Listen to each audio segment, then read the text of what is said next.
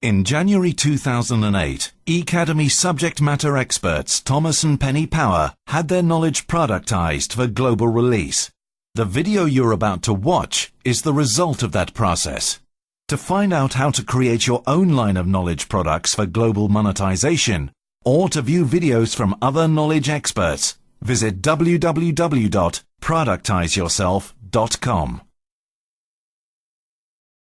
Okay, good afternoon, good evening, good morning, whatever country you're watching us in, whatever time zone you're watching us in. I want to start by just giving you a bit of context when you're networking physically with people, what questions you should ask people. And maybe you want to make some notes on your piece of paper in front of you so you've got some context so that when I describe your profile to you and how to develop your profile, which I'm going to do first, you know in the context of these particular questions.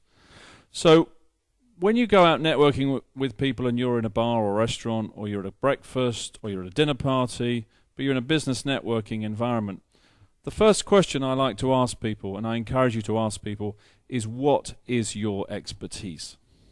What is your expertise? And the reason I like to ask this question is because people can't answer it. They just can't answer it. They just don't know how to answer the question. It's a difficult question to answer. And I try and encourage people to answer that question in a single word. So if you were all sitting here now and I asked you to just write one word, just write down one word in front of yourself now for your expertise in a single word, what would that word be to describe you? It's not easy to do, is it? And it's a simple question. What is your expertise? Can you give me a one-word answer? Just scribble it down in front of you. Professionally or personally? However you would describe your expertise, professionally or personally. Something that combines the whole of you, all of you. So here's the second question. You're still in that restaurant, that breakfast, that lunch, that dinner, wherever you are, that business networking environment. And the second question you ask people is, what's the biggest project you're working on right now? So scribble that question down. What's the biggest project you're working on right now? Now, the power of this question is you discover what's top of someone's mind. What's the biggest priority in their lives at the moment? It could be personal, domestic, something at home. It could be professional, business, something at work. But you discover straight away what's the biggest project people are working on right now. Now, the project should match the expertise. If it doesn't, something's wrong. Either the project's wrong, they're working on something that's not really their expertise at the moment, or the word they gave you for the expertise is wrong. There's a different form of expertise that they have. So these questions allow you to draw people out. What's your expertise? You've only just met. What's the biggest project you're working on right now? They're easy questions, they're casual questions, they're not threatening questions, they're easy to absorb, they're difficult to answer. But people are intrigued by the questions, so they, as Penny said earlier, you're magnetizing yourself and attracting people in to you. So scribble down an answer for that question. What's the biggest project that each of you are working on right now? Obviously right now you're absorbing this, but outside of the context of this room, what's the biggest project you're working on right now?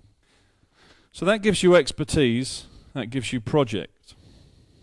The third and final question I like to ask people when I'm networking in a physical environment, breakfast, lunch, dinner, whatever environment it might be, is who can I put you in touch with who can help you with that project? Who can I put you in touch with who can help you with that project? Because you see, a lot of people when they go networking, it's about them. And when you go networking, it's about the person you're with. Your whole focus has got to be on the person you are with. Everything is about what they need. Nothing is about what you need. Nothing is about you or your ego. Your whole focus when you're networking is to help the other person. And in so doing, help yourself. So you discover what is someone's expertise. You discover what's the biggest project they're working on right now. And then you find out who you can put them in touch with, who can help them with that project. And then your opportunity is to make that match, to make that connection if you can. And people then have the context of these three questions about you. And as Penny said earlier, network value, your performance in networking, is how much people talk about you when you're not there. What people say about you when you're not there. Not when you're there, when you're not there. And people will remember you for these questions, and they'll remember you for the profile they've read about you online, which we'll go into now, and anything you've published online. Okay, so I wanted to start with how you develop your profile. So I'm clicking on profile here, and the place I wanted to begin was with your photograph.